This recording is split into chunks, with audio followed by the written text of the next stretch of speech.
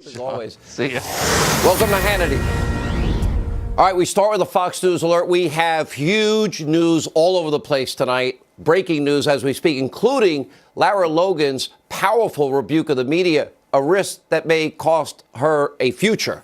And also the lawyers for Nicholas Sandmann. Lynn Wood, yesterday filing a $250 million lawsuit against the Washington Post. He joins us tonight with an exclusive interview.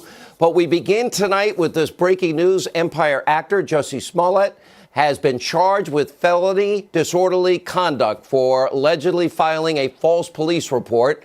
Now, this is a Class 4 felony punishable by up to 3 years in prison. It's a major decision now by the prosecutors, and it comes as newly uncovered surveillance video. Look at this. Shows the two brothers that have allegedly testified before the grand jury today, paid by Smollett to stage the assault. And they're purchasing multiple items that were used in what now looks like a hate crime hoax, including glasses, a ski mask, even a red hat. And earlier today, these two men literally testified before the grand jury against Smollett.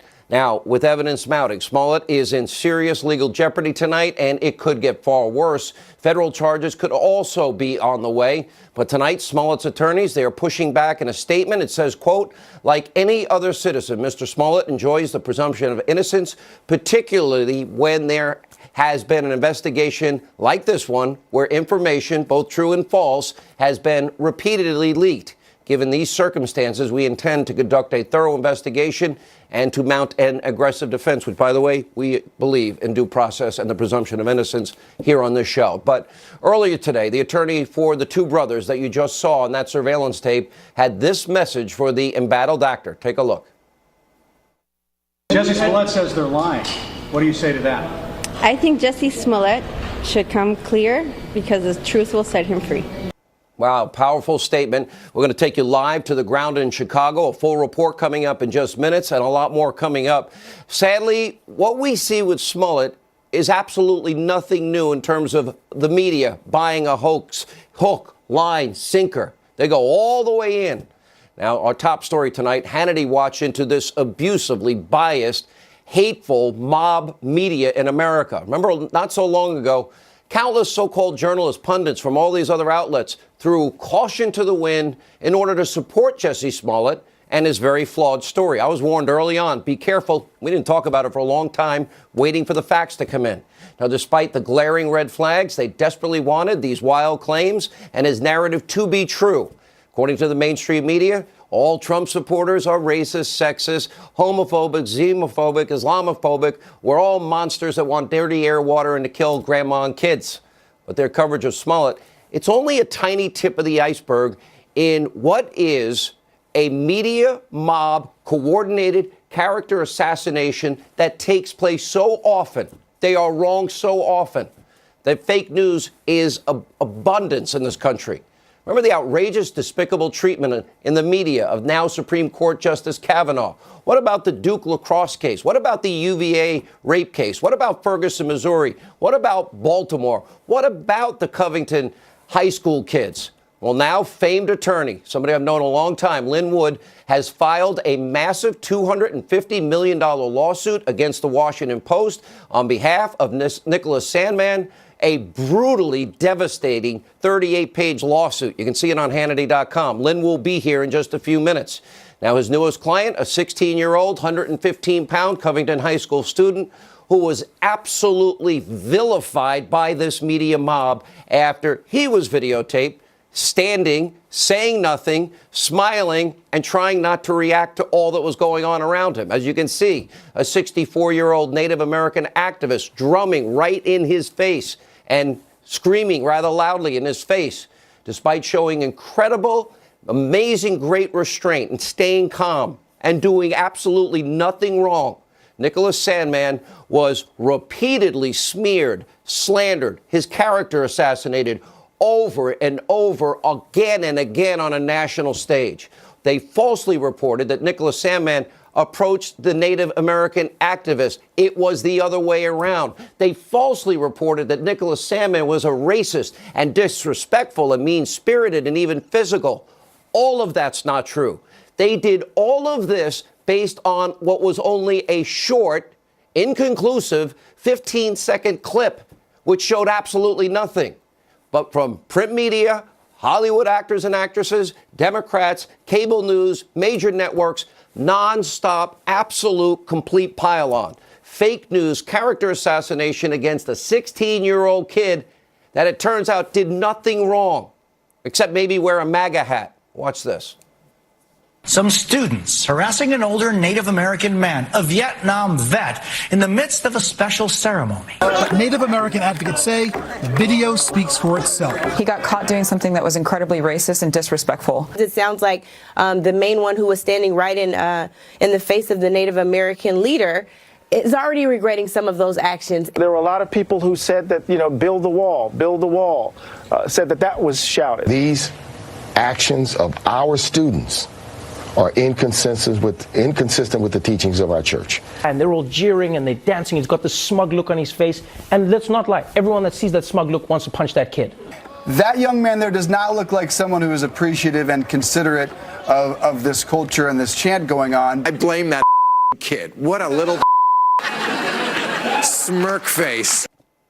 And while the media mob was besmirching the character of this young Covington High School student, they essentially ignored the group of Black Hebrew Israelites. We have it on tape. They could have found it in 5 minutes, that were shouting at the kids vile, racist, homophobic comments at Sandmann and his classmates. Nicholas Sandmann never responded under the most difficult circumstances. The only thing he responded was to encourage his fellow classmate not to respond. Watch and listen. This is the religion of America. Let's make America great again. A bunch of child molesters. That's right. Just like your damn Donald Trump. Look at all these dusty crackers with that racist garbage on. Look at these dirty crackers. Wow.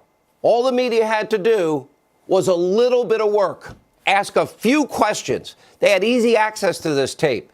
But the media mob, they chose to rush to judgment, deny due process, guilt by accusation, and vilify and destroy the reputation of a 16-year-old kid and others. After all, he was wearing a red "Let's Make America Great Again" hat and attending, he's pro-life, a March for Life rally, which according to so many in the media, that's a vile, bigoted act. Watch this. It has become an invitation for confrontation. Some have even referred to the hat as a modern-day version of the Confederate battle flag. The hat in some ways represents, for many of us, a kind of racial animus. The MAGA hat carries a certain connotation that provokes a conditioned reaction from many people, especially for marginalized people. Just think about the symbol of that red hat. When I see the Make America Great Again hat now, Chris, I am triggered. Nicholas Sandmann's public persecution was widespread, all on various, almost all liberal media outlets. But the Washington Post, they were one of the ones that led the way. And Sandmann's suit affirms that. Listen to this, a 38-page brutal takedown.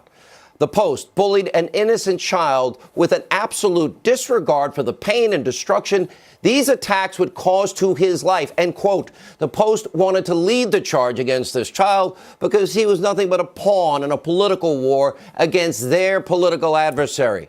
Harvard law professor Alan Dershowitz believes, and I agree with him, this is a very reasonable case with a really good chance of coming out in favor of Nicholas Sandmann against the Post, by the way, and I'd predict others.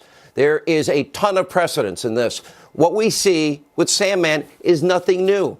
You know, I met Lynn Wood, who's going to join us in a minute, in 1996. Before the year I started here at the Fox News Channel, I started in October of 96 after the Olympics was in Atlanta. He was representing Richard Jewell. 1996, in the immediate aftermath of the Olympic bombing, Richard Jewell was heralded and considered a hero after he spotted a suspicious bag. He pushed people away from the scene. He literally single-handedly saved countless lives in the process.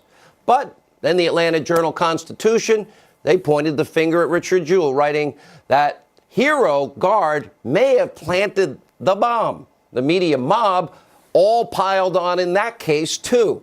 Why? Because they said he fit the vision or the profile of a lone bomber, single white man, and he lived with his mother. I happened to be on the air at that time in Atlanta. I found out later, I didn't know it at the time, Richard Jewell was actually listening to my radio show. He told me later I was the only person that didn't rush to judgment because I thought it was ridiculous. Well, just because he lives with his mother doesn't make him out to be a terrorist. I learned a valuable lesson. It has served me so well ever since. In the end, it turned out the media mob was dead wrong. I was right. Jewell was innocent, and he was a hero. Linwood likely made him a very rich man. I haven't seen the settlements.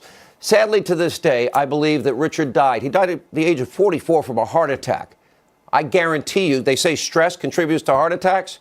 I strongly believe in my heart, no medical assessment, that this so devastated Richard Jewell that it probably increased his stress load, which led to an early death. Now, we cover every controversial case.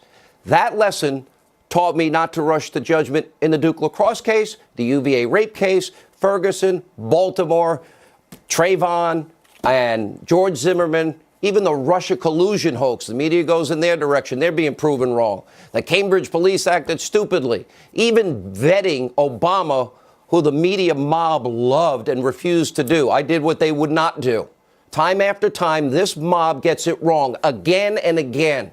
And the media and their friends on the left are always happy to smear, slander, besmirch anyone and everyone, as long as it fits into their divisive political narrative. Now, this has been the case for decades, but it's never been this bad. In the era of Trump, it has become obvious more than ever. Let's take a look. Is this president trying to impersonate Hugo Chavez, Recep Tayyip Erdogan, Vladimir Putin? He's not of sound mind. That's somebody that clinically you look at and say, there's something wrong there. Donald Trump, again, being a schmuck. We can surely say his words have absolutely emboldened white supremacists. He has given oxygen to racists. I think you're elevating Trump to evil, whereas having raised 3 kids, I just think he's a giant toddler. Is it possible that she's not concerned with his mistresses because she was one of them? Is that possible? We can no longer say Trump's the bad guy. If you vote for Trump, you're the bad guy. Every second, every minute, every hour of every day, of every week, of every month, of every year since Trump's been president. By the way, former CBS journalist, great journalist, incredible bravery, Lara Logan summed it up perfectly. Take a look. The media everywhere is mostly liberal, not just in the US. But in this country, 85% of journalists are registered Democrats. So that's just a fact, right? No one's registering Democrat when they're rarely a Republican. So the facts are on the side of what you just stated. Most journalists are left or liberal or Democrat or whatever word you want to give it. I always joke that the other 14% were too lazy to register. And there's maybe 1% that's on the right. Now, Lara...